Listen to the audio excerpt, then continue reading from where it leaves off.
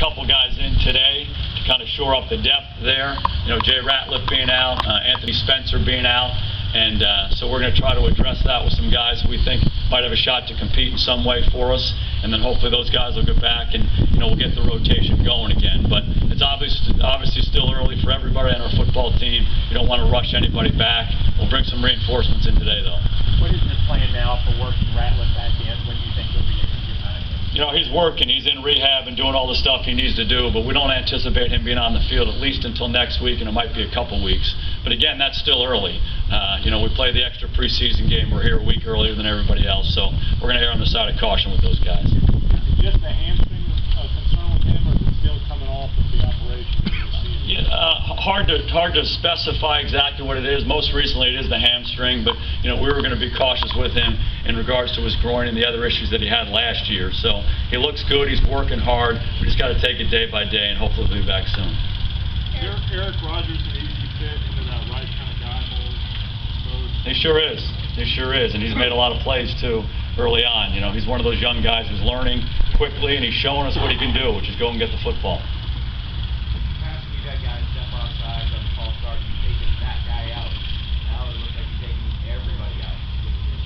Yeah, you know, one of the things that we really emphasize from a coaching staff standpoint and throughout our team is the word accountability. And, you know, we have to take accountability for what we're doing.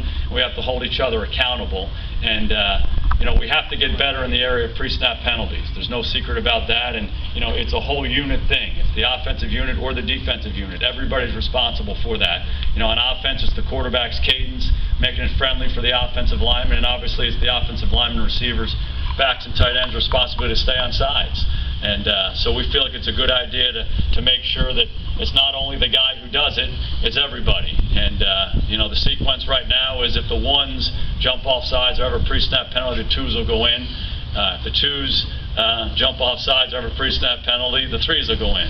Now, I told those guys if the threes jump off sides or have a pre-snap penalty, the ones are going back in.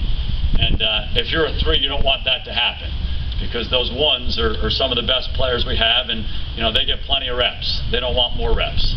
And so we think it's a good accountability system. We got to make sure we get the behavior right on both sides of the ball.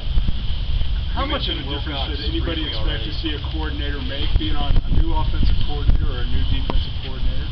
How much of a difference? Yeah, how much of an impact in terms of statistically or anything like that? Oh, I think coordinators certainly have an impact. You've heard me talk a lot about, though, that this is a collective operation.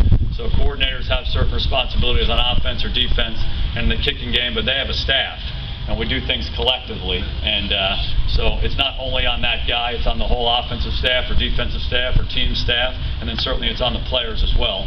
The changes in personnel that we may or may not have made. So again, it's a team. Everybody's got a role. Everybody's trying to do their job the best they can do it. You mentioned Wilcox already earlier. It's only one practice. What's your initial impression having seen him in the past? He's impressive.